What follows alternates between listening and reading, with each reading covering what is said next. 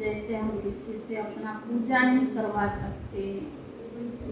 भक्ति मार्ग में देवी देवताओं की कितनी पूजा करते हैं, क्योंकि संगम युग की पुरुषार्थ के आधार से हम द्वापर से पूजनीय लायक बनते हैं। बाबा ने परसों भी कहा था, कोई ये नहीं कह सकता हम परमादित्य अवस्था को प्राप्त कर लिया, हम संपन्न बन गए। अगर संपन्न बन जाते तो यहाँ थोड़ा रुकते। तो बाबा ने कहा तुम ऊंच मनुष्य से बहुत ऊंचा देवी देवता जैसा बन रही हो, तुम्हारा गायन योग्य है, पूजन योग्य नहीं, तुम किसी से पूजा करवा नहीं सकते। बाबा ने कहा ये ब्रह्मा भी यज्ञ रक्षक है, जैसे तुम बच्चे यज्ञ रक्षक हो, ये ब्रह्मा भी यज्ञ रक्षक है, यज्ञ स्थापक नहीं है। यज्ञ स्थापन करने वाला शिव बाबा है। हाँ, ब्रह्मा बाप के द्वारा कराते हैं। तो बाबा ने कहा तुम सभी कौन हो? ब्रह्मा बाप के साथ यज्ञ रक्षक हो, तुम अपनी पूजा नहीं करा सकते हो, पर गायन योग्य बनते हो। दूसरी बात बाबा ने कहा कि हमें देवी देवता बनना है, गायन योग्य बनना है, पूजनीय योग्य भी द्वापर से हमारी पूजा होगी। तो उसके लिए हमें क्या क्या ध्यान रखना है, हमारी मैनर्स भी अच्छी होनी चाहिए, और बाबा की याद में कितना हम रहते हैं वह भी चेक करना है। लेकिन मूल बात है ज्ञान स्वरूप कितना बने, ज्ञान की पराकाष्ठा कितना है। अगर ज्ञान की पराकाष्ठा होगी तो माया कभी बात नहीं कर सकेगी। माया आएगी पर दूर से भाग जाएगी। अगर ज्ञान की पराकाष्ठा नहीं होगी, माया से भी हम हार जाएंगे। अगर माया से जीत पानी है तो हमें ज्ञान स्वरूप, ज्ञान को अपने अंदर धारण करके, तो हमें ज्ञान को पराकाष्ठा को लेकर माया से जीत पा सकते हैं। और ज्ञान के स्वरूप और ज्ञान की पराकाष्ठा होगी तो योग भी हमारा विधि पूर्वक होगा। सार है आज 26/9 का महावाक्य है। सार है मीठे बच्चे, रूहानी बाप ने रुद्र ज्ञान यज्ञ रचा है।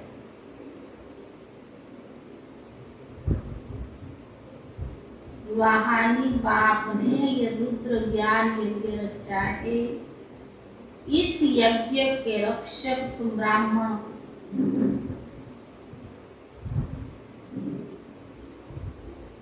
तुम गायन लायक बनते हो लेकिन पूजा नहीं करा सकते।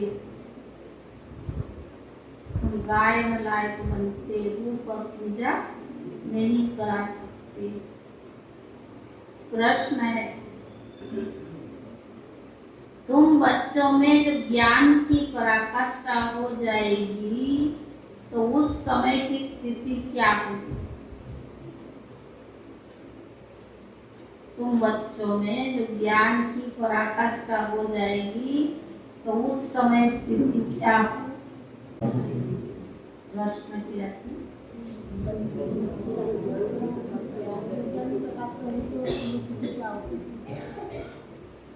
उत्तर है, उस समय तुम्हारी स्थिति अचल अढोल होगी।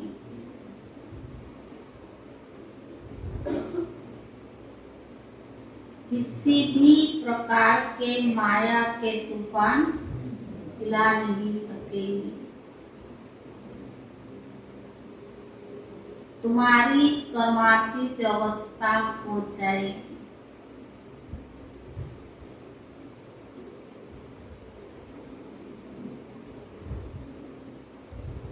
अभी तक ज्ञान की पूरी पराकाष्ठा ना होने के कारण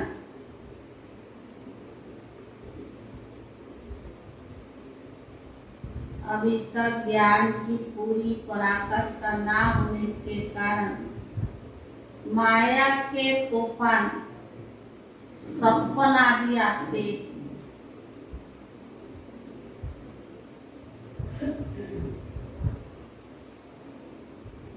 यह युद्ध का मैदान है। नई नई आशाएं प्रकट हो जाएगी। जब योग का पराकाष्ठा ना होगी तो क्या होगी? नई नई आशाएं प्रकट हो जाएगी, परंतु तुम्हें इनसे डरना नहीं। बाप के श्रीमत ले आगे बढ़ते रहना। बाप के श्रीमत ले आगे बढ़ते रहना। गीत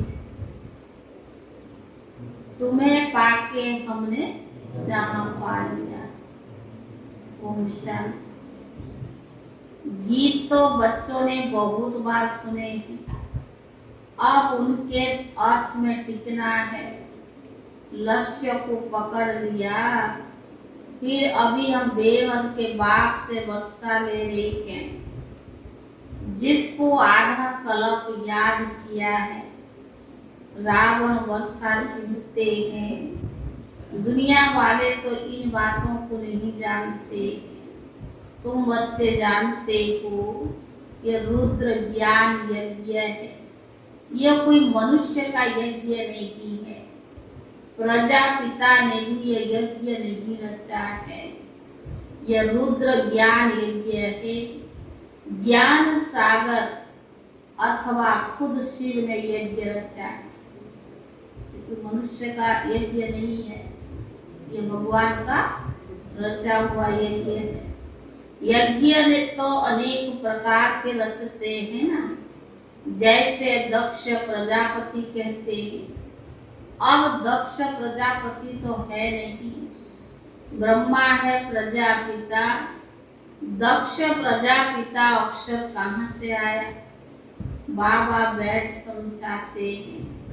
ये रंग बनाया हुआ है। शास्त्र में लंबी चौड़ी कथाएं लिख दी है।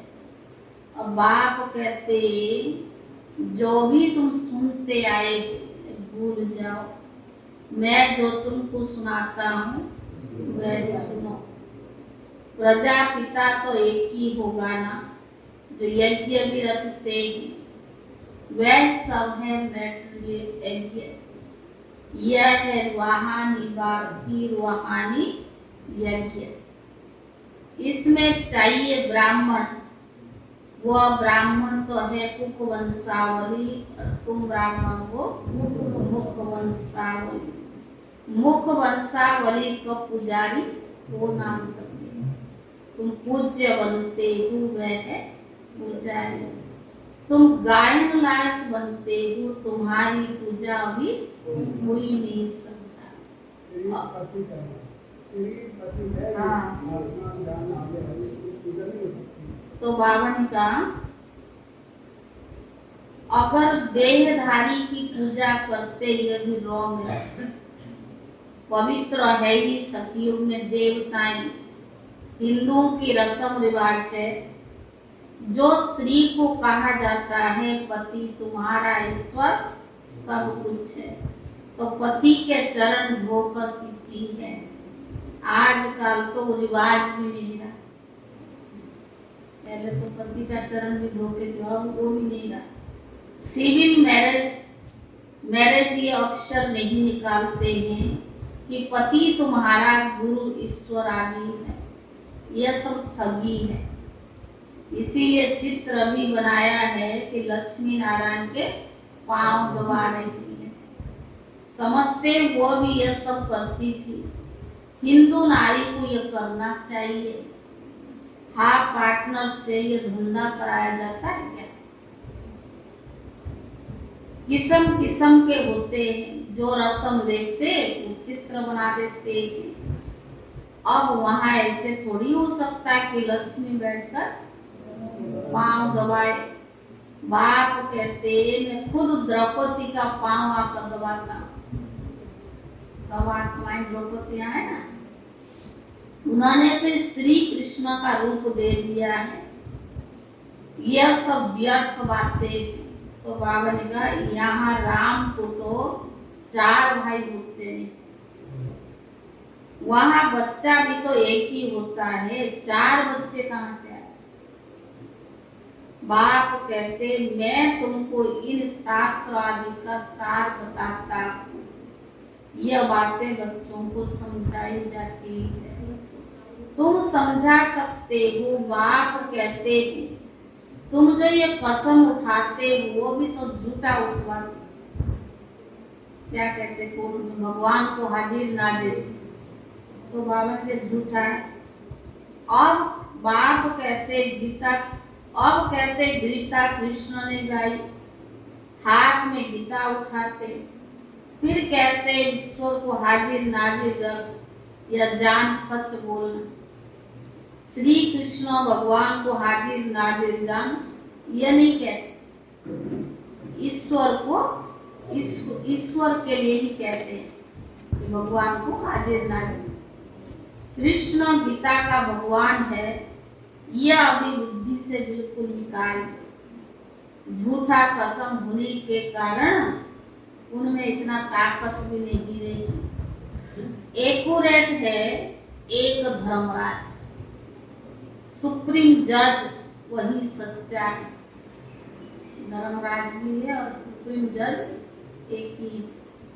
सतयुग में तो जज आदि होते नहीं, क्योंकि वहाँ कोई ऐसी बातें होती नहीं।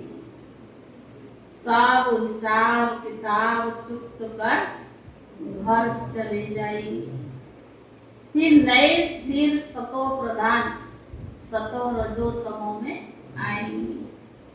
हर एक वस्तु तुम जो देखते हो वह नई से पुरानी जरूर होती है। दुनिया में भी नई से पुरानी होती है। यह पुरानी दुनिया है, परंतु कितने तक पुरानी है यह भी किसको पता नहीं। सदैव 4 भाग में बांटा जाता है। यह भी 4 योग है, पहले नया, फिर चौथा पुराना है, फिर आधा पुराना है, फिर सारा पुराना हो जाता है, बिल्कुल टूटने लायक हो जाता है। अवनी का बिल्कुल टूटने लायक हो जाता है। इस कल्प की आयु 5000 वर्ष है। अभी तुम अंत में हो, अंतिम जन्म में तुम बाप से वर्षा पाते हो 21 जन्मों के लिए। सतयुग त्रेता में 21 जन्म, द्वापर कलयुग में 63 जन्म क्यों होते हैं? क्योंकि पतित होने से आयु भी कम हो जाती है। सतयुग त्रेता में आयु है पूरा, सतयुग में तो है ही 150 वर्ष। 14 कला होते तो थोड़ा कम हो जाता है। तो बाबा ने कहा पर द्वापर से तो आयु कम हो जाती है। आधा कल्प आयु बड़ी होती है। अभी तुम योग सीखते हो, तुम बच्चे वहाँ योग व याद सीखने के लिए नहीं, व याद सीखने के लिए नहीं आए हो मधुबन। तुम बच्चे यहाँ योग व याद सीखने के लिए नहीं आए हो। यहाँ तुम आते हो सन्मुख मुरली सुनने। मुरली तो बहुत प्यारी लगती है ना। योग तो तुम वहाँ कहाँ भी बैठकर कर सकते हो।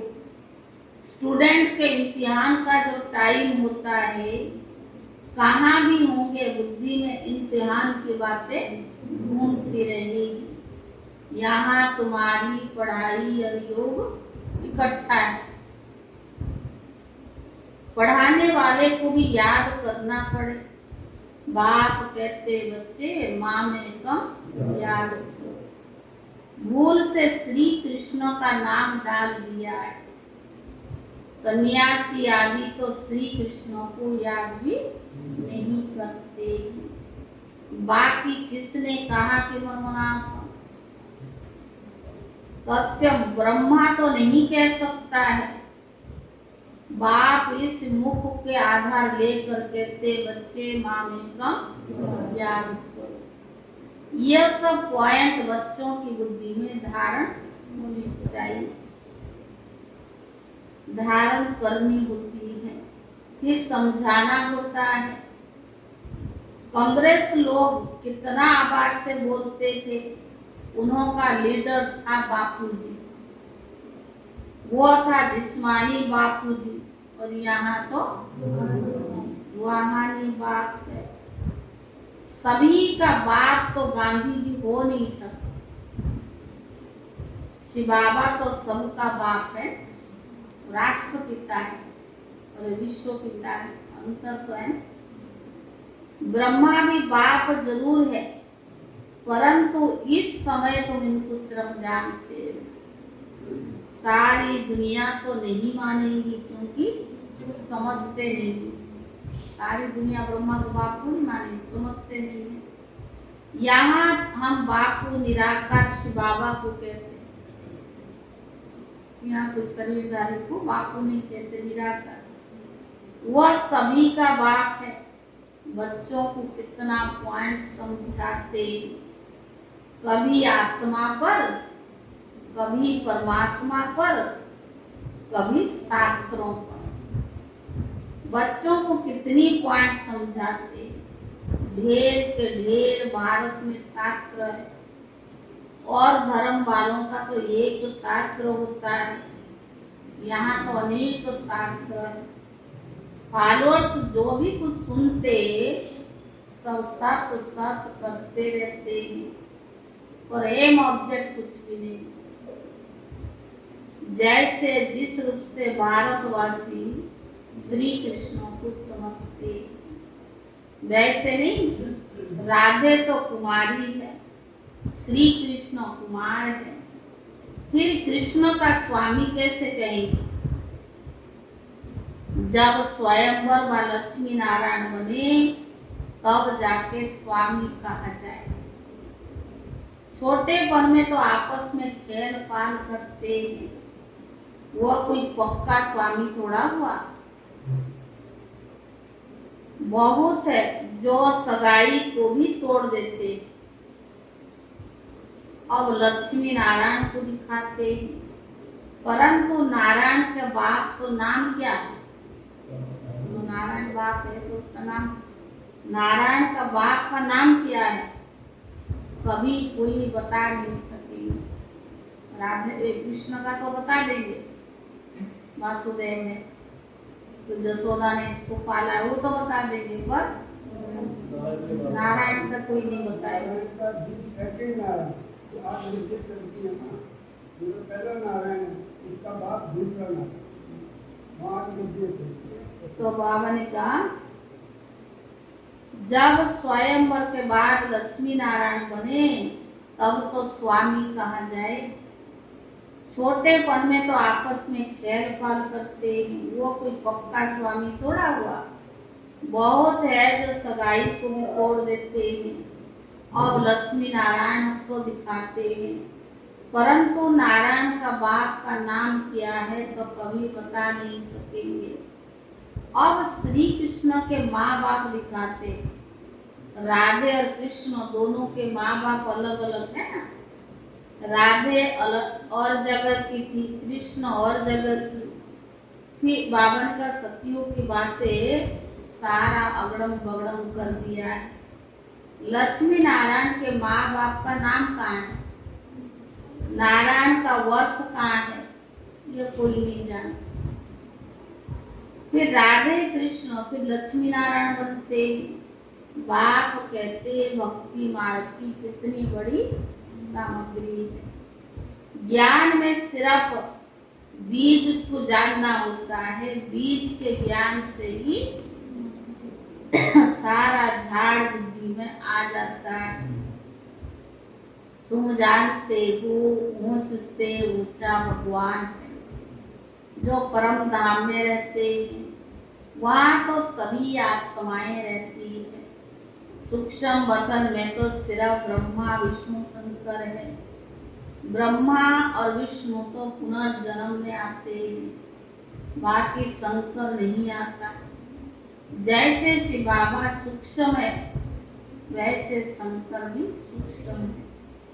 तो इन्होंने फिर शिव शंकर को इकट्ठा कर दिया है, परंतु है तो अलग अलग है ना।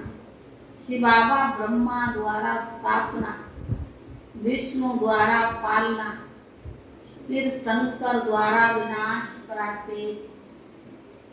ब्रह्मा सो विष्णु हो जाता है, ब्रह्मा सरस्वती सो लक्ष्मी नारायण बनते। सत्यम, तुम भी देवता घराने के हो ना, तो बाबा तुम्हें सब राज समझा दे। संगम पर बाबा तुम्हें सारी राज समझा देता है। बाकी धारणा करने वाले नंबर 1। ज्ञान तो सभी ने लिया है, यथाशक्ति बाबा को सभी ने पहचाना है, बाबा से प्यार भी सबका है, और धारणा में नंबर 1। जिसने जो पद कल्प पहले पाया था, पुरुषार्थ भी तो वही चल रहा है। पुरुषार्थ बिगर प्रारब्ध बन ना सके। पुरुषार्थ से समझा जाता कल्प पहले भी इसने इतने किया था।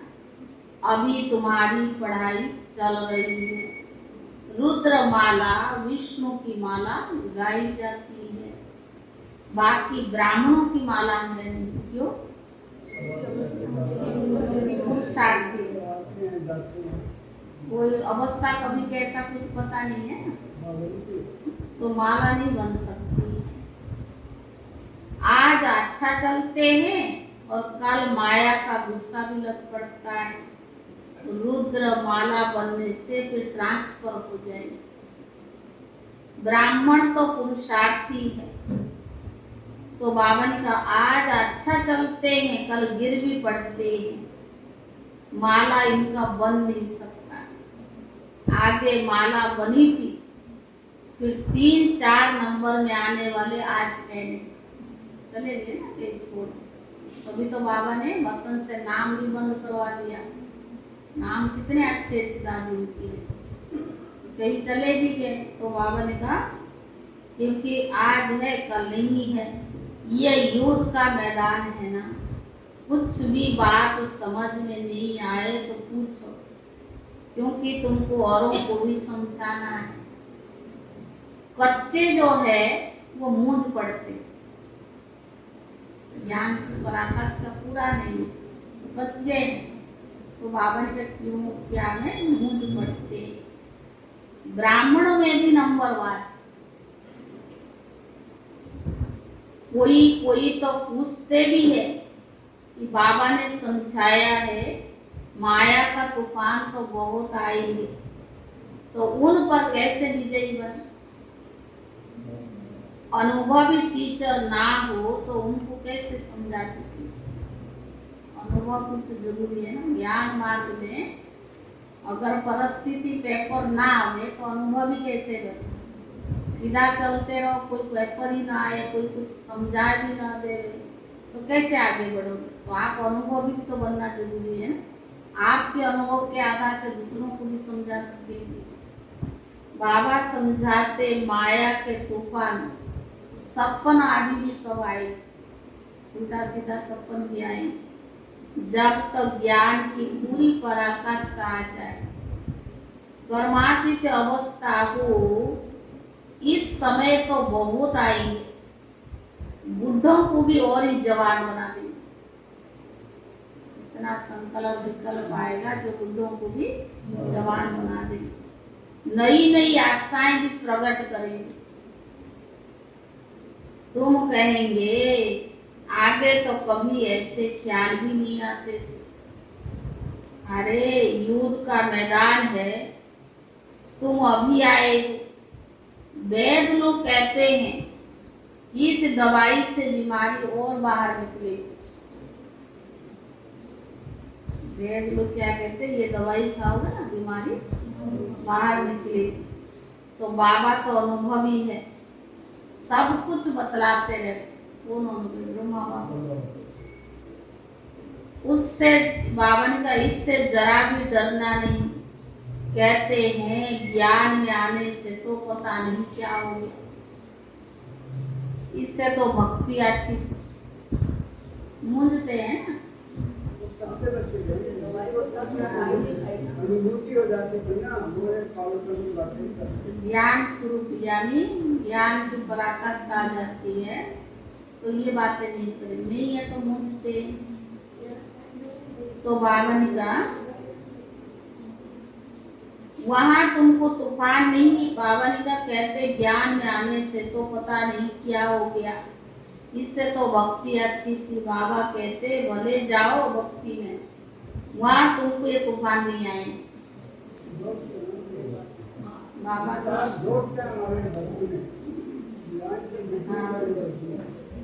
तो बाबा ने कहा भक्ति में जाओ तुमको आएगा नहीं तूफान। वहाँ तो कोई मर्यादा, कोई नियम, कोई लक्ष्य नहीं है ना। लक्ष्य हमको क्या है, बाबा मनुष्य से देवता बनाता है, वहाँ कोई होलसेल थोड़े चाहिए, लिमिट का चाहिए। तो बाबा ने कहा बाबा तो बातें सब बातें समझाते, रोज सुनने वालों की बुद्धि पूरी धारणा होगी। मुख्य ही नॉलेज से काम, फिर भले कहाँ भी जाओ, मुरली तुमको मिलती रहेगी। मुरली पढ़ने की मिलिट्री में भी मना नहीं हो सकती है। मिलिट्री को ऐसे थोड़ी कहेंगे कि बाइबल का ग्रंथ आदि नहीं पढ़ो, सब पढ़ते हैं। उन्हों के मंदिर भी होते हैं, मिलिट्री वालों के अंदर मंदिर भी बना होता है। तो मुरली कहाँ भी मिल सकती है। तो फिर लक्ष्य मिला हुआ है ना। मुख्य बात है बात का परिचय देना। पहले तो निश्चय बैठे हैं कि हमको पढ़ाने वाला कौन है, पहला निश्चय चाहिए। तो बावन का नॉलेजफुल गॉड फादर है, तभी और बातों को समझ सकेंगे। गॉड फादर कैसे आकर पढ़ाते हैं यह किसको पता नहीं, लिखा हुआ है भगवान उवाच। आत्माओं में भी सुप्रीम पार्ट तो किसका होगा ना। उनको क्रिएटर, डायरेक्टर, मुख्य एक्टर कहा जाता है। वह है रचयिता, कर्म करावनहार, फिर पाठधारी भी है। इसमें आकर कितना पाठ बजाते हैं जिससे भारत स्वर्ग बनता है। ऊंचते ऊंचा बाप श्री बाबा आया, आकर क्या किया कुछ भी नहीं जानते, कलप की आयु लंबी कर दी है। बाबा कहते मुझे तो आना ही है, कलयुग अंत और सतयुग आदि में। तो बावन का सतयुग में लक्ष्मी नारायण का राज्य था, पावन दुनिया थी। हम तो पावन, फिर हम सो पतित बनते हैं। चढ़ती कला फिर उतरती कला होती है। कैसे होती है, अभी सब तुम्हारी बुद्धि में। बाप कहते बच्चे सबको बाप का परिचय देते हो। बाप जो स्वर्ग का रचयिता है, तो जरूर हमको स्वर्ग की वास्तविक भी मिलनी चाहिए।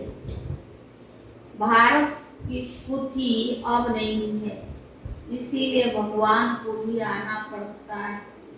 भारत इस बाबा का वर्क प्लेस है, आकर तुमको स्वर्गवासी बनाया था। अब तुम सब भूल गए।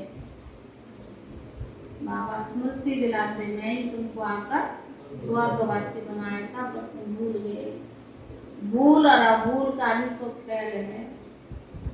इस नॉलेज को भूलने से भी उतरती कला होती है। एक सेकंड में जीवन मुक्ति और चढ़ती कला। जीवन बंधन में कितना समय लगा, यह बातें शास्त्र में थोड़ी लिखा हुआ है। जनक की बात है ना, बाबा कहते जो कुछ पढ़ा है सब कुछ भूल जाओ।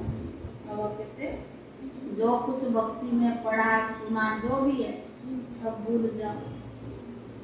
बाप टीचर सतगुरु तो मैं ही हूँ। 21 जन्म का तुमको वस्सा देता हूँ, फिर भी ओहो ममो माया तुम कब्रिस्तान बना देती हो। श्री बाबा फरिश्तानी बनाते। रावण क्या करता, माया कब्रिस्तानी। बावन को ओ ममो माया, बाबा परिष्ठान बनाते और वो कब्रिस्तान बना देते। माया बहुतों को धोखा दे देती है क्योंकि श्रीमत पर ठीक रीति नहीं चलती। धोखा क्यों मिलता है? जो बाबा की श्रीमत पर ठीक रीति नहीं चलती। अच्छा मीठे मीठे सिखिले दे बच्चों प्रति माता पिता बाप दादा का याद प्यार और गुड मॉर्निंग। रूहानी बाप की रूहानी बच्चों को नमस्ते। रूहानी बच्चों की तरफ से रूहानी बाप दादा को याद प्यार। साधना के लिए मुख्य सार पहला है मुरली रोज जरूर पढ़नी। माया के तूफानों से डरना नहीं।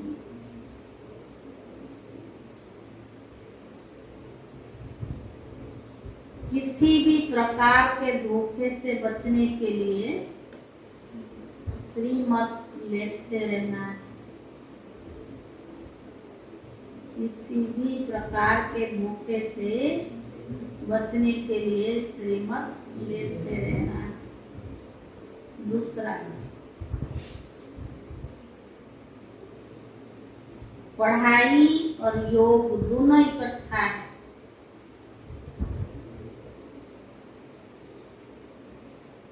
इसीलिए पढ़ाने वाले बाप को याद करना है।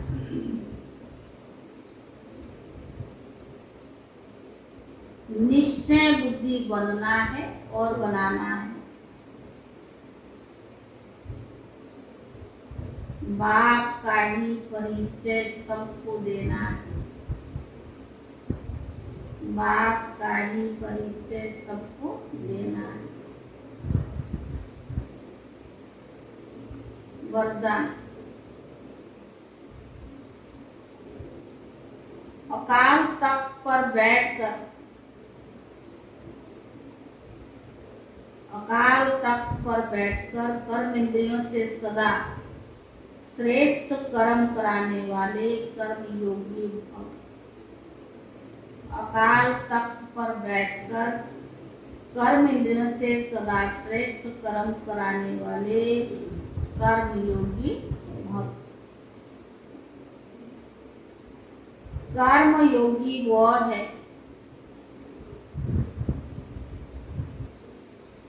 जो अकाल तख्त नशील अर्थात स्वराज्य अधिकारी।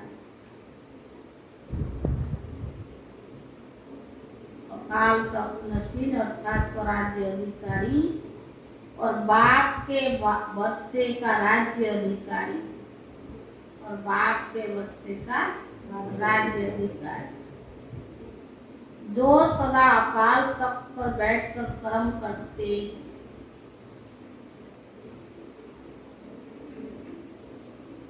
उनके कर्म श्रेष्ठ होते क्योंकि सभी कर्म इंद्रियां लाभ और ऑर्डर पर रहती है।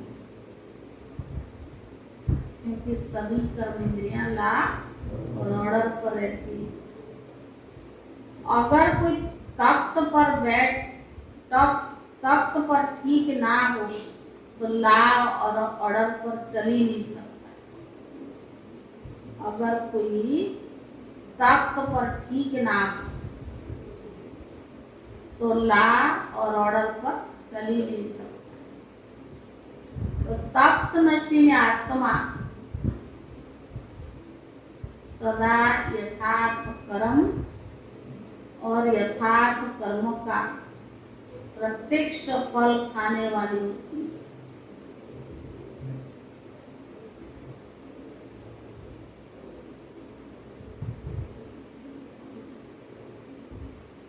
तख्त नशीन आत्मा सदा यथार्थ कर्म और यथार्थ कर्म का प्रत्यक्ष फल खाने वाली होती है। उससे खुशी भी मिलती है और शक्ति भी मिलती है।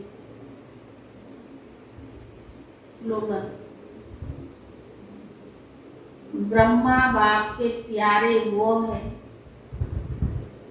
जिनका ब्राह्मण कल्चर से प्यार। ब्रह्मा बाप के प्यारे वो है जिनका ब्राह्मण कल्चर से प्यार। ओम शांति। आज है 26 तारीख, लेकिन कल का विराम हुआ, कल 25 तारीख थी। सुख देने से सिर्फ ध्यान रखना, कभी मर्यादा तोड़ करके किसको सुख नहीं देना। दिल से मर्यादा पूर्वक सुख दो, दिखावा मात्र नहीं। दिल से सुखकर्ता के बच्चे 1 सेकंड में अपनी मनसा द्वारा, वाणी द्वारा, संबंध संपर्क द्वारा सुख दो तो दुआएं जमा। आज की है 26 तारीख। जो पुरुषोत्तम स्थिति में रहते उनके ऑर्डर पर अर्थात श्रेष्ठ संकल्प के आधार पर यही विनाशकारी साधन व प्रकृति की अपना कार्य करती है। तो पुरुषोत्तम स्थिति में स्थित हो संगठन को संपूर्ण बनाने के संकल्प के आधार से प्रकृति को ऑर्डर देने के अधिकारी बनो। पुरुषोत्तम अर्थात हर संकल्प, हर कदम उत्तम अर्थात श्रेष्ठ हो, साधारण न हो, लौकिक ना हो और न व्यर्थ। साधारण भी ना हो, लौकिक ना हो और व्यर्थ।